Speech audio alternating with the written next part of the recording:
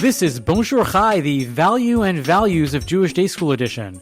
I'm Avi Feingold, and I'm here solo this week. Phoebe will be back with us next week, so I am your Frozen Chosen. On today's show, it is a back-to-school episode. I chat with Paul Bernstein, the head of Prisma, about the state of Jewish education heading into 5784. Before we get to that interview, though, I just want to let you know that the Great Canadian Sermon Slam is back. We are currently collecting sermons from rabbis to feature in an upcoming Sermon Slam episode, so if you know a rabbi, or you are one, and you'd like to submit a sermon for the Sermon Slam, email us at bonjour@thecjn.ca.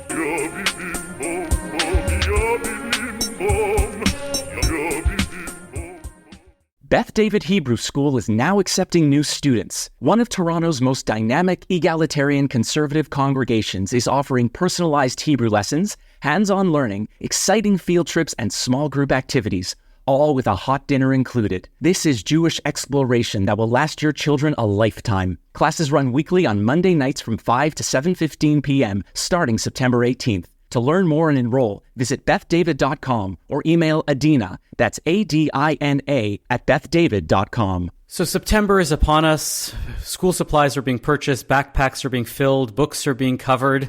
So that means it is time once again to take stock of Jewish day school, something which historically has been one of the pillars of Jewish communal life. With us to talk about this today is Paul Bernstein. He is the CEO of Prisma, the network for Jewish day schools in North America, and he joins us from New York. Paul, welcome to Bonjour Chai. Avi, thank you. It's a pleasure to be with you. I really enjoy your podcasts every time. Oh, thank you. Can you start by giving us an overview of what the landscape of Jewish day schools look like as we go into this new school year? Sure. The outlook for Jewish day schools and yeshivas is strong.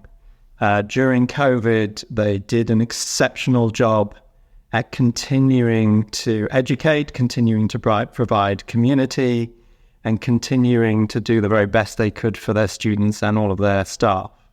And from that, families recognized that the day schools really are a tremendous part of our community and an important contribution to a student's life. And we enter the new school year, thank God, looking forward to what we hope will be a normal year, but a normal year of vibrant learning and great times together for the entire school community. I would assume that we have enough data by now. What are some of the long-term results that communities see from having day schools? What do communities with strong day schools have that others don't?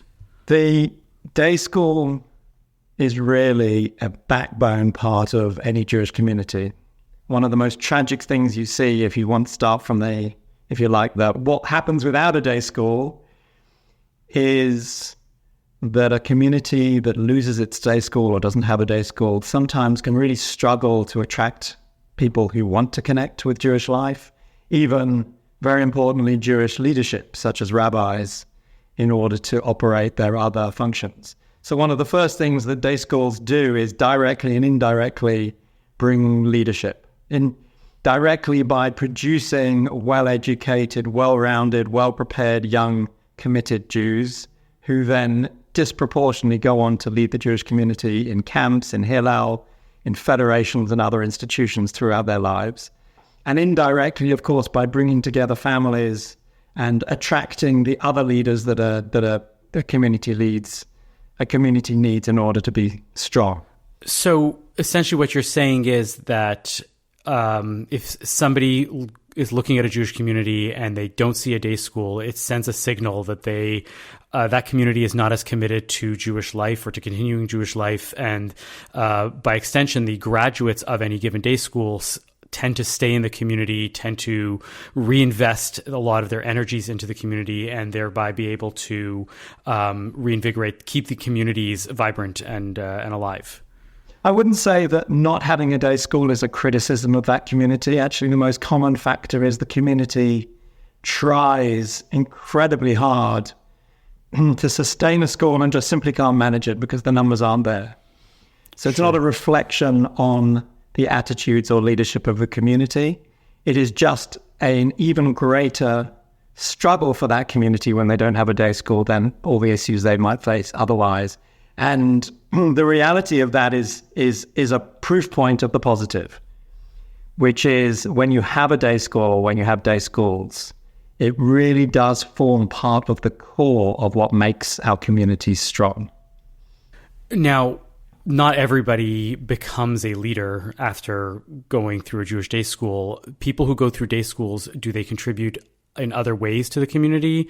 Are there numbers on this? Do we see that people who go through day schools end up impacting communities in other ways?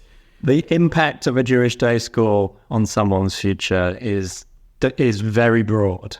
Okay. Fact that we give us some examples. The fact that we have the governor of the state of Pennsylvania, who is a proud day school alum and a day school parent, and will tell you how that influenced his life, not just Jewishly, but in terms of the leadership that he's assumed in the wider community, tells us a lot about the benefits you gain across your entirety as a person when you go through a day school. And we see that, so we see people's leadership manifest in multiple ways. There is the leadership directly in the Jewish community, but there is also the leadership that people take on in their careers.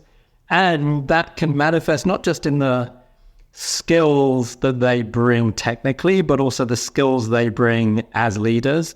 And also, we hope, the values that they bring to what they do personally and professionally, hoping that the deep Jewish learning that they have done in a Jewish day school influences their entire life. It's one of the most beautiful things to see when people are able to bring together an understanding of how their values manifest, not just when they sit in synagogue, but also when they are with their family and their friends, and also when they are running whatever it is in their professional lives. I'm glad you brought up values, because it's something I've been thinking about a lot when it comes to day schools, especially in the non-Orthodox world. I'm starting to see that, values in schools have to appeal to a much broader audience, have to include a much wider set of values, which often then start becoming competing sets of values, where one set of parents goes and says, this is what I believe should be taught Jewishly. Another set of parents say, this is what I believe is the, Jewish approach. What is going on with pluralistic schools? Is it harder actually to transmit values in these settings? Are there schools that are doing this properly? Am I off base? Am I seeing the wrong things? Help me walk through this idea of values within Jewish day schools. There are multiple aspects to that. The first, of course, is that Jewish learning offers us an incredible array of values and an incredible number of things we can learn that we can then apply to our lives. And to really get those, you have to keep learning, not just when you're in school, not just when you are doing other activities like camp, but throughout your life. So the tools that our Jewish learning gives us from a values perspective is immense. The second thing is that an excellent school is there to not just to teach facts and content, but to teach both a way of learning, an openness to different perspectives and different ideas, and a way of interacting with initially your fellow students, but of course ultimately your fellow people more generally. So a great education actually is equipping you for those things. At the same time, we live in a world that is becoming increasingly fractious, increasingly divided by often partisan issues, and where people are finding it harder to communicate constructively across those divides. Those realities do affect day schools and day school communities like they do in other places. So in any Jewish day school, it isn't just a question of non-Orthodox day schools. In any Jewish day school, you experience diversity and disagreement, and we function in a world where handling that diversity is incredibly hard. What we see most effectively is when schools have built over a very long period of time a really strong community. If you go back to the COVID experience, for example, one of the reasons why schools in general struggled is because there wasn't enough community among the faculty, the parents, and the students. And as a result of that, you don't have sufficient trust. I was literally about to say that it sounds like there's a lack of trust there. Yeah.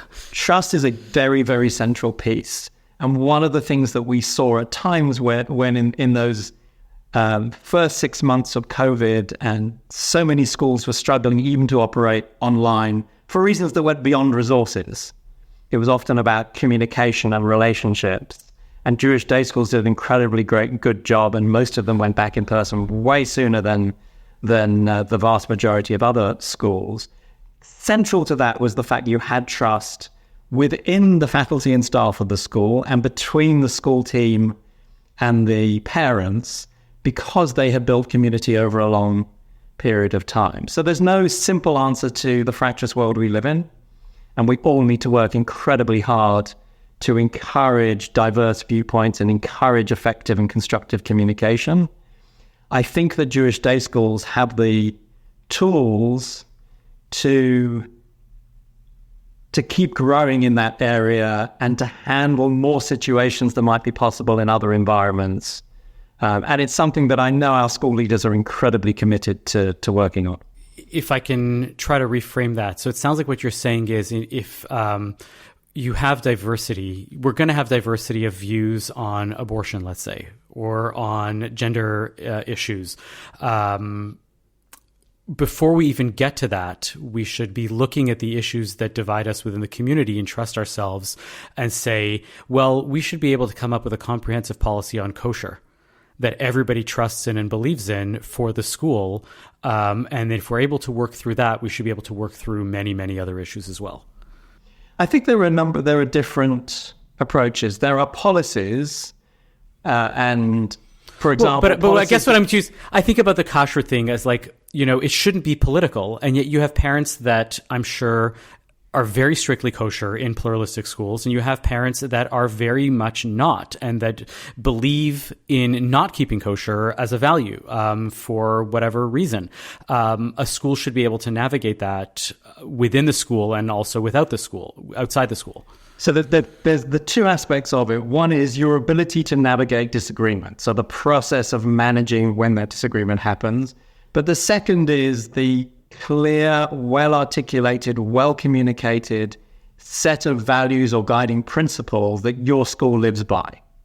So if the school chooses a particular kashrut policy based on its own religious and community views, if it articulates it, communicates it, often if it explains why it has the particular view it has well to families, there are going to be certain families who will disagree with that. But that's actually about the guiding principles of the school. And as a parent, I choose to opt into what that school's values and principles are or not. But at least if it's clear and well communicated, I know what I'm buying into, whether it's what I would personally do or not. Yeah. It's one of those things that, I've seen a shift within day schools from the model where the parents are on the education committee and on the various board, level discussions to discuss these types of things. And you have all of this parent input to sort of say, we are the parent body and this is what we want to say. And then schools are shifting back and forth depending on the parent body, versus what you seem to be saying right now is that schools are moving more towards the consumer model. Right? They are creating a product. They're being very transparent about it, hopefully, and saying, this is what the school is. You can either buy into it or not. The parents may well have a role in defining what the school is. I'm not saying the parents have no role to play, yeah. But it's about saying that for the things that are matters of principle or matters of value, be really clear about them. And not wishy-washy. This is our policy. And then not wishy-washy, exactly. And also some of the most successful schools are the ones that also make sure that they are consistent in the way they apply them. Because honestly, it's true. There are times when it has felt to some people that a more influential family gets a different approach from a less influential family. And of course, that creates division within the community. So schools are really trying to, schools that are doing this well will really be trying to be clear and then apply those values and principles that fit what their school is. I had an interesting conversation last week with a day school administrator in a U.S. city who was telling me that they face increasing pressure to start having non-Jewish students come in. It's a pluralistic community day school. There are people that are seeing it as a wonderful school, saying, this is great. My kids are friends with your kids because of soccer, because of various other after-school activities. I'd like to come to your school. And neither parent is Jewish, and they're okay with learning the Jewish values that this school is teaching, and are not asking for any sort of accommodations. How does that fit in with our discussion of values with the Jewish community? Should we be opening it up to everybody? Should we be saying anybody can take part in Jewish learning?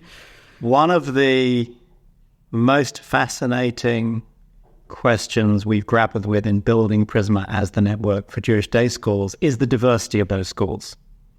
And the fact they have very different religious beliefs, they have very different views about who to admit, and you are talking about one of those core questions. So the answer isn't anything that will apply everywhere. The answer is very specific to certain contexts. And I've sat through conversations among different schools, one of them talking about the fact that they felt obliged to open up to non-Jewish students as an economic factor. They're in a very small community.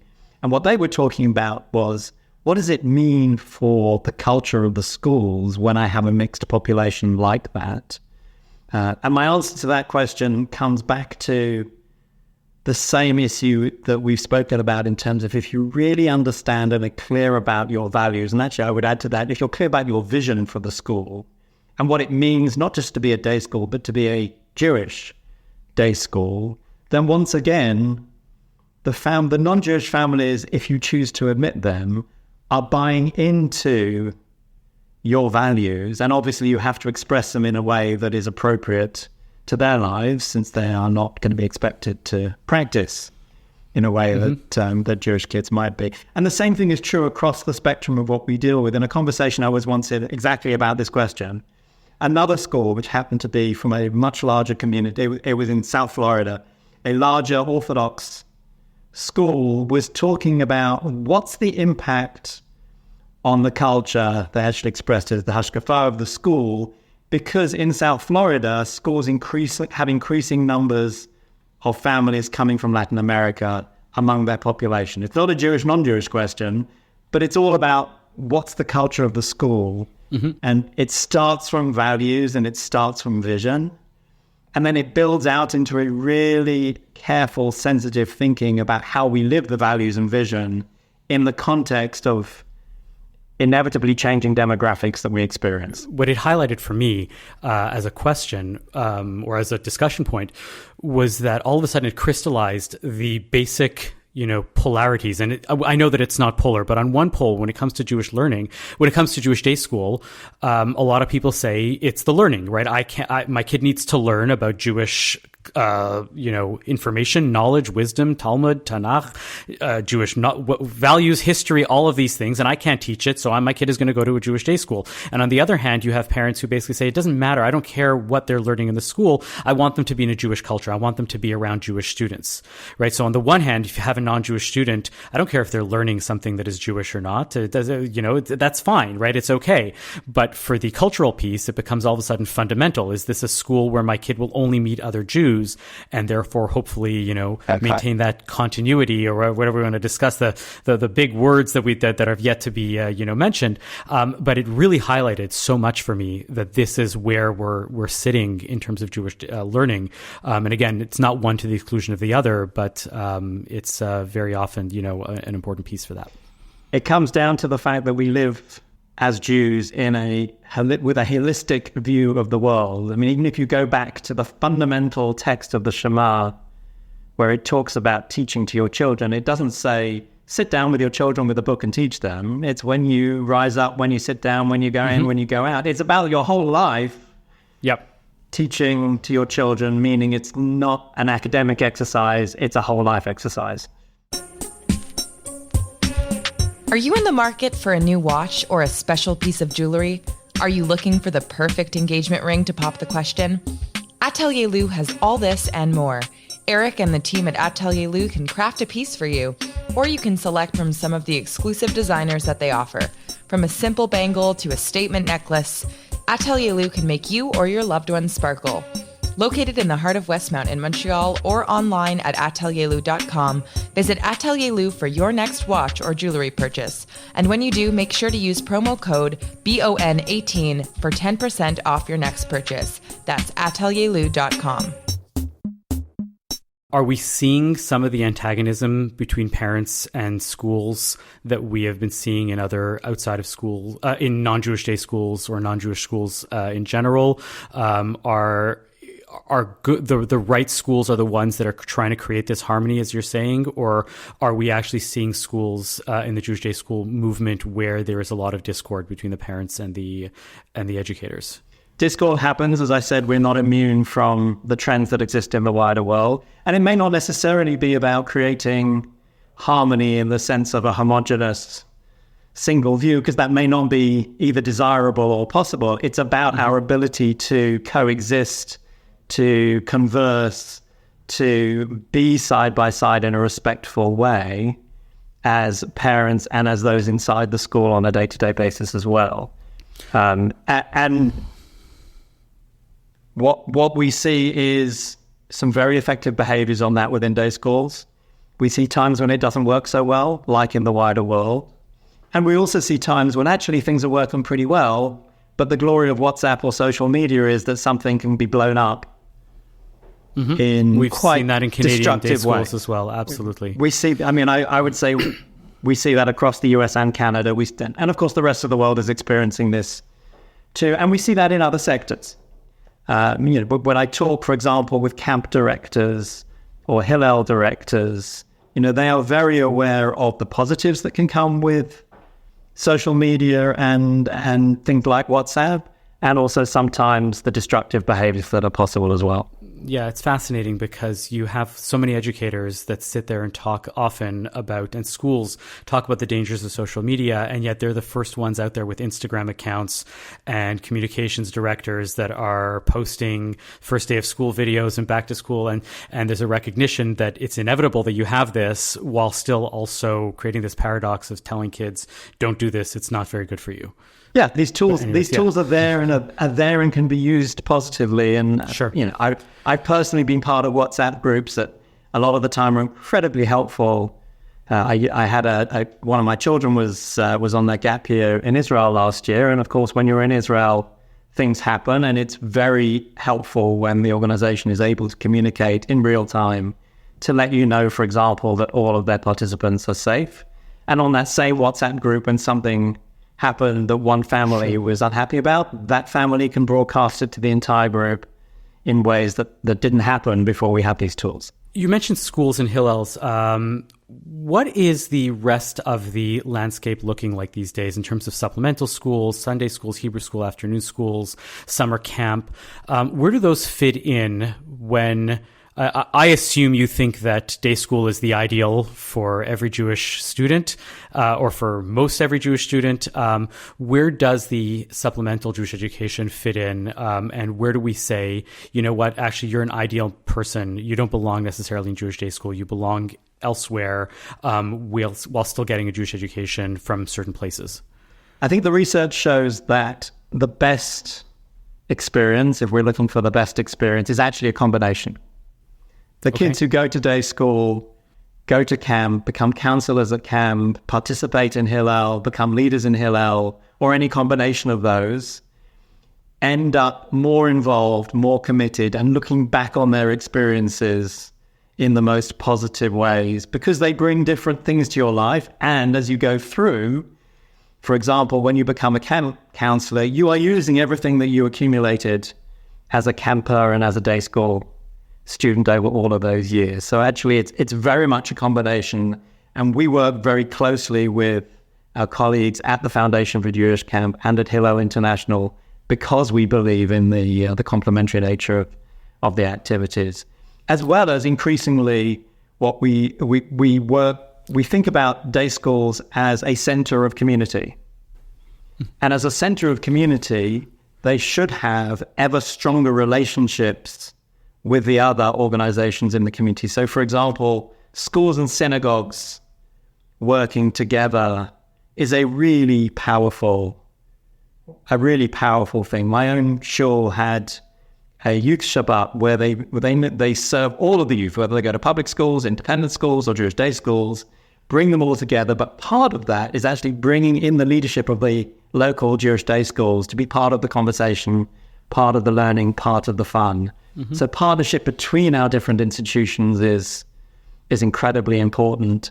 They each have a different role to play. There are always going to be families who don't want to send their kid to a Jewish day school or to a Jewish camp.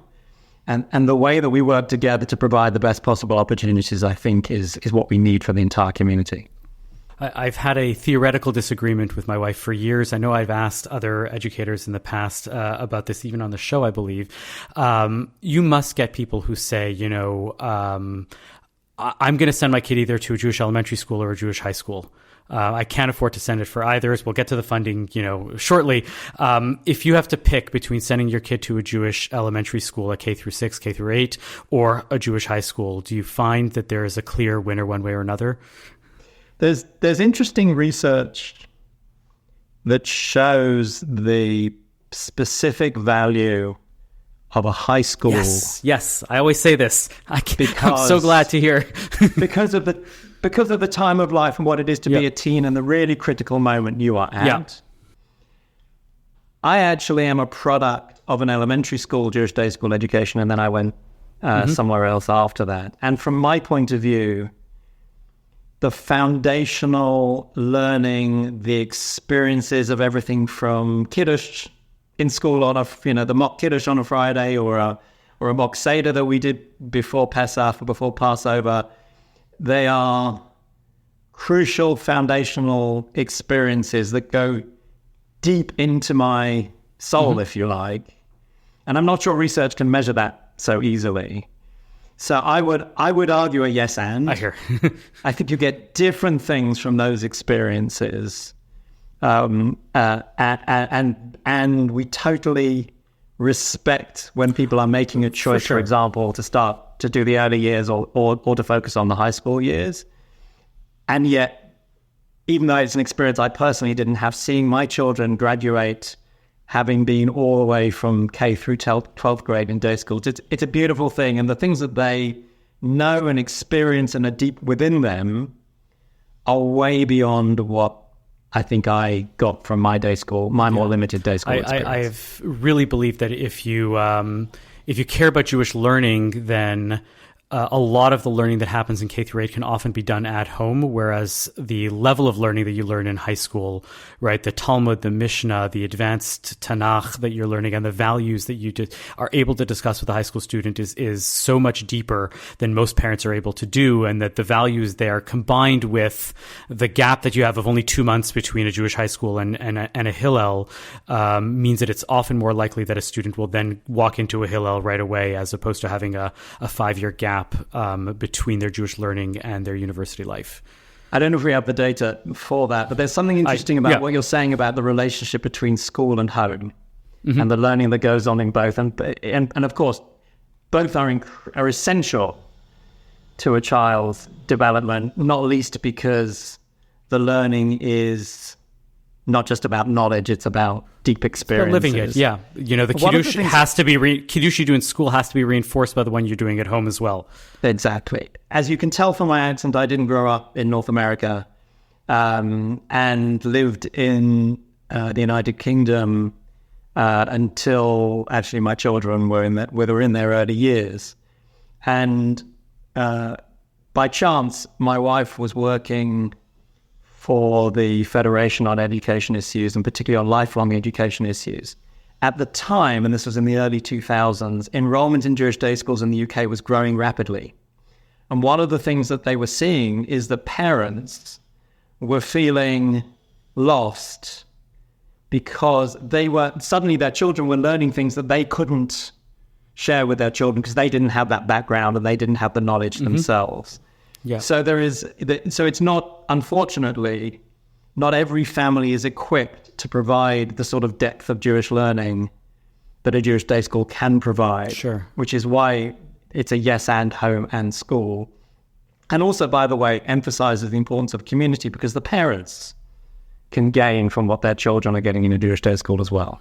Yeah, I've always told parents, like I've seen this happen in some schools that work really, really well with this, that have parent education nights where the parents are learning what the students are learning as well, so they can have these conversations at home. And if your school doesn't have that, you should, be going to the school and insisting on, providing something like that so that you can have real meaningful conversations with your kids at home. And I think it's different than, calculus or AP, Western Civ, whatever it might be, that if you don't know about it, you can have your kid talk to you about it and learn with them. But it's not the same level, I think, in terms of, as we were talking about values, right? If you're not able to talk about the values that you're insisting that your kid learns in school, then there's something that's going to be missing about it. And your kids are bringing it back to you. In addition to the values and the knowledge, they're bringing the joy. When a child comes home on a Friday and says, "Parents, can we please make kiddush because I had such fun at kiddush in school?" then that encourages the family to adopt practices that maybe have become lost a little bit as society evolves. All right. So the elephant in the room is going to be is funding, right? All of this doesn't come cheap. It is often as expensive, if not more expensive, to send a kid to Jewish day school than it is to the nicest prep schools in whatever city you're in. I once had a head of school that was talking to me, or it was a senior administrator in one of the schools that I was teaching in, who used to say that if you have 2 kids in Jewish education, it's like buying a Lexus every year and pushing it off a cliff. Right. Hopefully you get some value out of it, not just throwing a Lexus, but it has become crushingly expensive often for many, many people, and scholarships often don't go all the way. What are some of the funding models that are working? Where do we need to be moving? In which direction do we need to be moving to make this a reality for anybody that wants it? The good news is that you're not throwing that Lexus off the cliff. It's that there is a return on that investment. Over a very long period of time, and that very deep, as we've been talking about. One of the most interesting dynamics when you talk about affordability, which is a very big issue for more and more families, is that there's another side to that, which is value. One of the things that we experienced as a result of what happened during COVID is that there were families that came to Jewish day schools because the Jewish day schools were in person at times when other schools weren't. And we were able to offer that service to them. And they were families often that had chosen otherwise before that. They'd sent their kids somewhere else before, often to public school. So Prisma did a study of those families to try and understand what they were thinking. We did it at a time when other schools were beginning to reopen in 2021, and we assumed the families that had come would just go back. And those families told us the reasons why they hadn't chosen a day school pre-COVID, and affordability was one of those factors. What we found after they had that experience in a day school was, in effect, they fell in love, and they realized just how strong the education was, how strong the community is, how some of the things they assumed, like the population is too homogenous, actually weren't true. And their view of the value of day schools increased, which meant in reality that 3 years later, more than 70% of those families were still enrolled in day school. So they found ways to overcome their previous concerns about affordability because they saw greater value. So that is one part of it, which is people need to understand the value of a day school to know that it's actually a worthwhile investment in their child's future. And affording a day school is an incredible challenge and a huge commitment for any family. And one of the biggest dynamics we've seen in recent years is how middle-income families who previously thought they were fine, they were doing okay, they earned well above the median salary, for example, actually found that it was a struggle, and asking for help was not something that those families thought they would have to do in their lives. And that's been incredibly hard for a lot of people. For decades, schools have done as the best they can possibly do for low-income families to make sure they have access, but it was the middle where it was getting harder and harder. So that's where a lot of the investments are going, to create models that are fair, to create models that really address the needs of those families. So some of them, for example, will say, well, no family, no matter how many children they have in a day school, should pay more than a certain percentage of their annual income in tuition. Because we recognize that, of course, everyone has other commitments to make, and we will give tuition assistance in order to try and keep them below whatever we deem to be the right percentage. And they're creating these better models and frankly more transparent models, because one of the issues about affordability is that traditionally you have to put yourself through an incredibly difficult and sometimes embarrassing process of exposing all of your financials, a bit like you do when you in the United States when you do FAFSA for college, and it's a very difficult process for families to go through.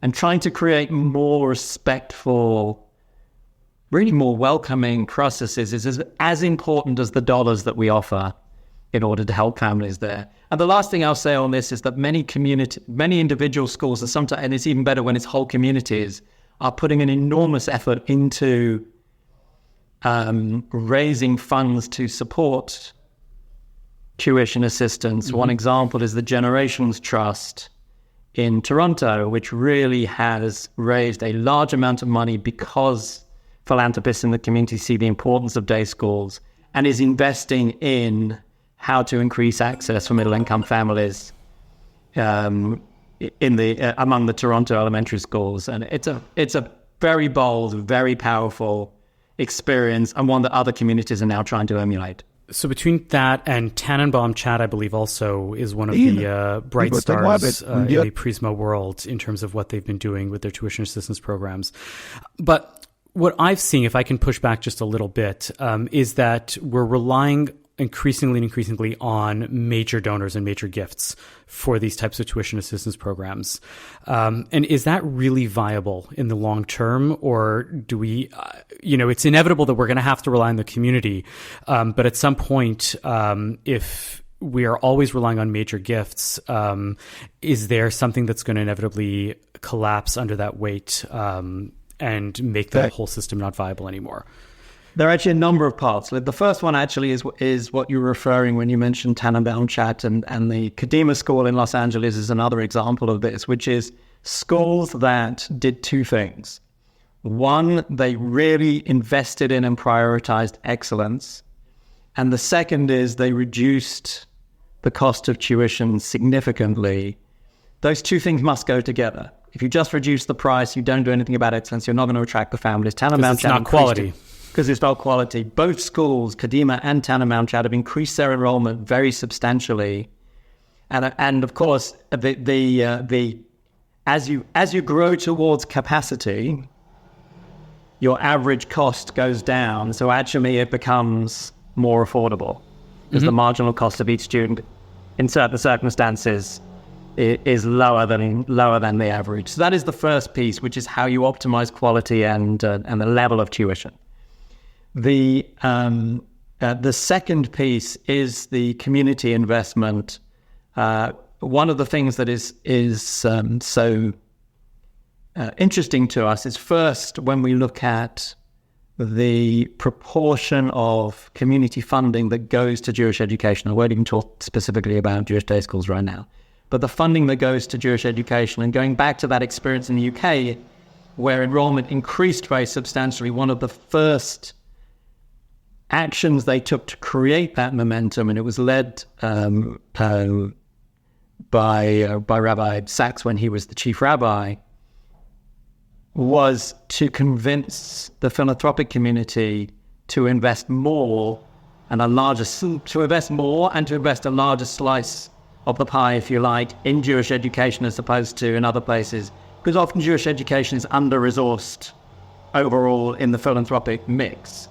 We also, at a moment when, of course, there's a lot of conversation around the baby boomer generation and the amount of wealth that exists and is about to be passed on. So actually, I don't think we've tapped out the community. No, but in 20 years, we will. And that's what I'm worried about, or 20. So the key to that one, before I move on to the third area, the key to that one is how we build not just funding for today, but funding for the long term. So Prisma is working on endowments, how we build endowments much more strongly in our community and how we continue to invest in them. Often when we talk about endowments, people sort of say, well, Harvard, Yale, they've got billions. We're never going to get to that.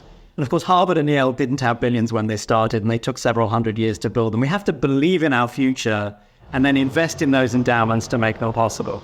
The third area, really important, which of course varies according to which country in and where you are within that country, which province in Canada, which state in the United States, is government funding. And government funding is a very real opportunity and is being used in different ways. At the higher ends, you have examples like Quebec, where there is direct government funding, of course, to support schools. I'm in Quebec, and I see it every day. Or in certain states in the United States, most recently and most publicly Florida, that have really increased access to funding for private schools, which is something that not everyone is comfortable with. But there are areas of funding that are available for things like security, for things like the special needs of diverse learners, for things like poverty in free school meals, that schools can access, in many cases do access, and increasingly should be accessing, because we're not using everything that's available.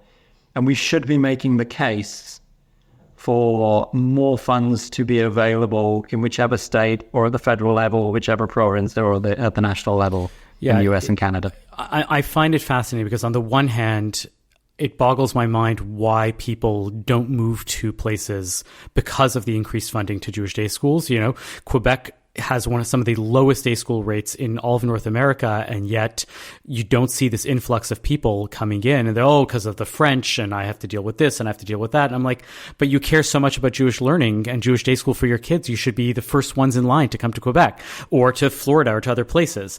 And on the other hand, though, when it's done improperly, I see so many Jewish day schools, especially often but not limited to the Haredi world, that say, we have this, resources available to us from the public sector. We're going to scrape every possible dollar out of that, and sometimes in ways that are, less than wonderful based on the values that we're teaching. And so, having these public funds can sometimes be difficult. But what's going on in Quebec is definitely part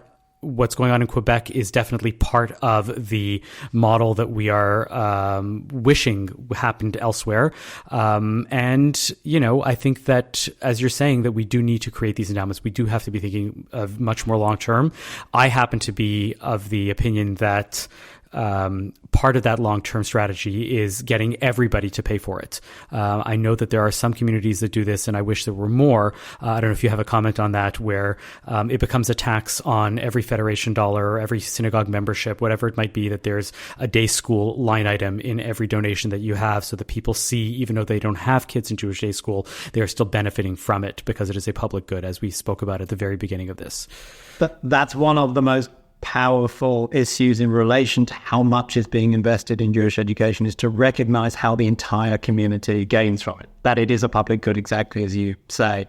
There was a really interesting article in Tablet written by Mark Oppenheimer a few months ago, trying to make the case for very well aware of it. Yes. free day schools. It's very powerful what Mark has to say, and a conversation that we should be having. Paul, it's been wonderful. On that note, I think we can't possibly end it in a more succinct way.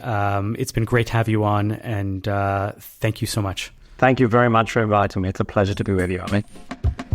Thank you for listening to Bonjour Chai for the week ending September 2nd, Shabbat Parashat Ki Tavo. The show is produced and edited by Zach Kaufman. The executive producer for CJN Podcast is Michael Freeman. Our music is by SoCalled. We are a project of the Jewish Living Lab and are distributed by the CJN Podcast Network. You can listen to all our past episodes on our page at thecjn.ca/bonjour, and you can subscribe to the podcast and automatically receive all episodes on Apple, Spotify, or wherever you get your podcasts. We'd love it if you told a friend about Bonjour Chai. It is one of the best ways we get new listeners, and as always, you can email us with comments at bonjour@thecjn.ca. I'm Avi Feingold. Thanks for listening. Jewish comedy legend Modi and Hasidic rapper Nissim Black are coming to Toronto to perform live at UJA's campaign launch on September 7th. Visit jewishtoronto.com to get your tickets today. Don't miss Modi and Nissim Black on September 7th. Go to jewishtoronto.com for your ticket today.